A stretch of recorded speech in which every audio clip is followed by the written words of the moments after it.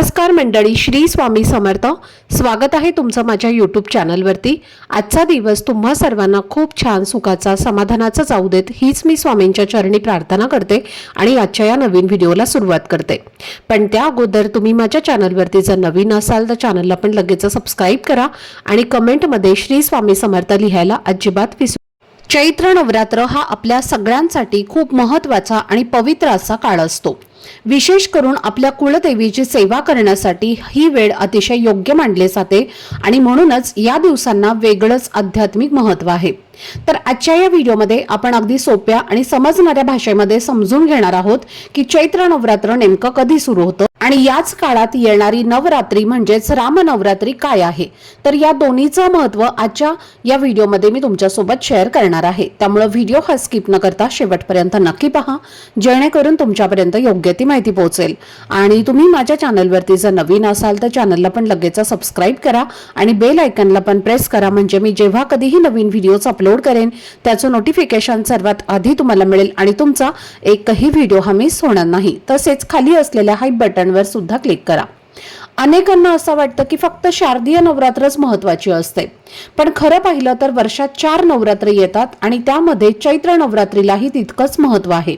फक्त आपण त्याकडे थोडं कमी लक्ष देतो आणि काही ठिकाणी या काळात घटस्थापना केली जाते, तर काही ठिकाणं फक्त देवीची मनापासून सेवा केली जाते. आणि जर तुमच्या घरी घटस्थापनेची परंपरा असेल तर ज्या पद्धतीने शारदीय नवरात्र करता त्याच पद्धतीने तुम्हाला इथेही करता येते. चैत्र नवरात्रीची सुरुवात गुढीपाडव्यापासून होते आणि साधारणपणे 9 दिवस चालते. तर याच काळात रामनवरात्र सुद्धा सुरू होतं आणि रामनवमीपर्यंत ते चालतं. त्यामुळे हा संपूर्ण काळ भक्ती, साधना आणि सकारात्मक ऊर्जा अनुभवण्याचा असतो. प्रभू श्रीरामांच्या जीवनातून आपल्याला काही खूप शिकायला मिळतं आणि जेव्हा आपण रामरक्षा म्हणतो तेव्हा ती फक्त स्तोत्र नसून एक संरक्षणाची भावना घेऊन केलेली प्रार्थना असते, ज्यामुळे मनाला स्थिरता आणि धैर्य मिळतं. चैत्र नवरात्र ही खास करून आई भगवतीची सेवा करण्यासाठी असलेले 9 दिवस आहेत आणि आजही अनेकांना आपली कुलदेवी कोण आहे हे माहिती नसतं. जर माहिती नसेल तर आपल्या घरातील मोठ्यांना, नातेवाईकांना विचारून ती माहिती नक्की जाणून घ्यायला हवी. कारण जसं आपल्याला आपल्या रोज आईची गरज असते तसं आईलाही आपल्या लेकरांची गरज असते आणि ही भावना खूप सुंदर आहे. या काळात मनापासून केलेली छोटीशी सेवा सुद्धा आपल्याला आतून बळ देते. या नवरात्रीमध्ये अनेक ठिकाणी सामूहिक पारायण, जप आणि पठण केलं जातं आणि जर शक्य असेल तर अशा ठिकाणी जाऊन सहभागी होणं खूप चांगला अनुभव देऊ शकतं. पण जरी ते शक्य नसलं तरी घरी बसून थोडंसं वाचन, प्रार्थना किंवा मंत्रजप केल्याने सुद्धा मनाला शांती मिळते. महत्त्वाचं म्हणजे या दिवसांचा भावनेने आणि श्रद्धेने अनुभव घेणं, कारण हीच खरी साधना आहे. आता आपण सिद्धकुंजिका स्तोत्राबद्दल थोडंसं समजून घेऊयात, कारण या स्तोत्राला दुर्गा सप्तशतीची गुरुकिल्ली मानलं जातं. म्हणजेच ज्यांना संपूर्ण दुर्गा सप्तशती पाठ करणं शक्य होत नाही त्यांनी जर श्रद्धेने फक्त सिद्धकुंजिका स्तोत्राचं पठण केलं तरी त्यांना दुर्गा सप्तशती सारखंच फळ मिळतं असं मानलं जातं.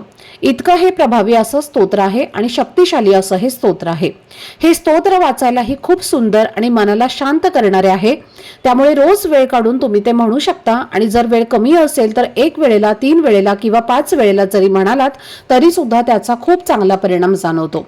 याच सोबत तुम्हाला शक्य असेल तर आई भगवतीला कुंकुमार्चन करणं, मंत्रजप करणं किंवा महालक्ष्मी अष्टकमचं पठण करणं हे सुद्धा खूप सुंदर साधना मानली जाते. आणि 9 दिवस जर तुम्ही मनापासून ही सेवा केली तर त्यातून एक वेगळीच शांतता आणि समाधान मिळतं. अनेकांनी स्वतः अनुभवलेलं आहे की अशा साधनेमुळे मन स्थिर होतं, विचार सकारात्मक म्हणजेच पॉझिटिव्ह होतात आणि घरातही एक प्रसन्न वातावरण तयार होतं.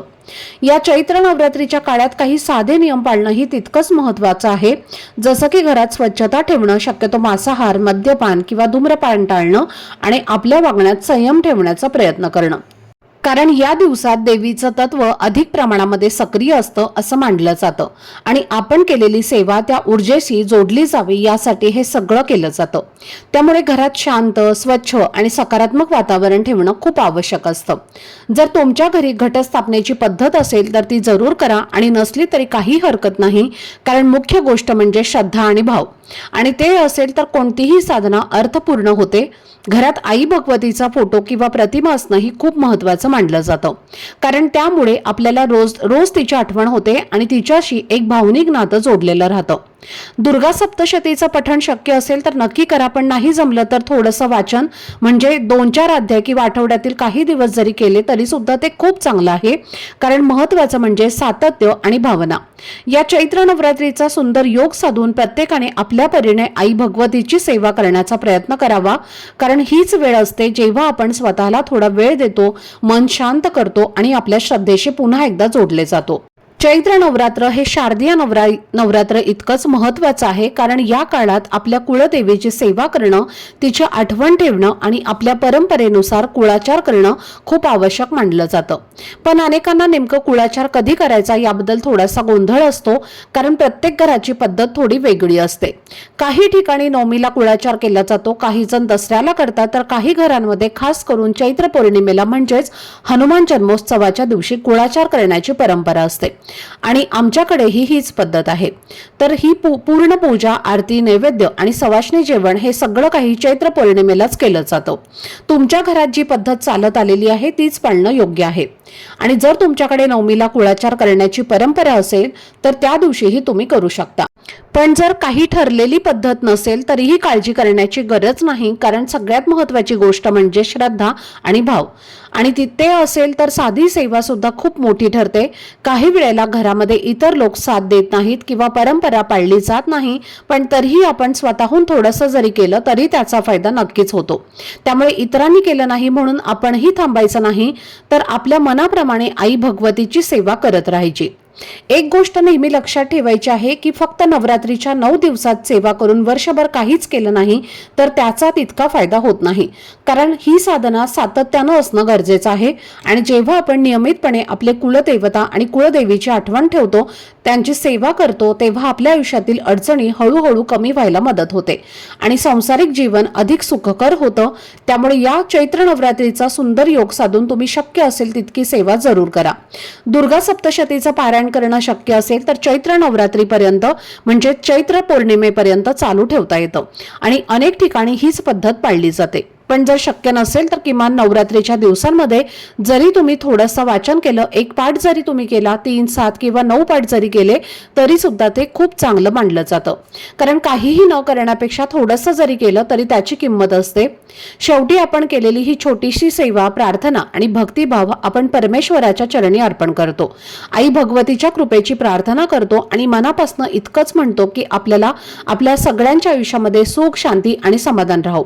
तर आजचा हा व्हिडिओ मी आता इथेच थांबवते. तुम्हाला आजचा हा व्हिडिओ जर आवडला असेल, माहितीपूर्ण वाटला असेल तर व्हिडिओला लाईक करा, शेअर करा आणि चॅनलला सबस्क्राईब नक्की करा.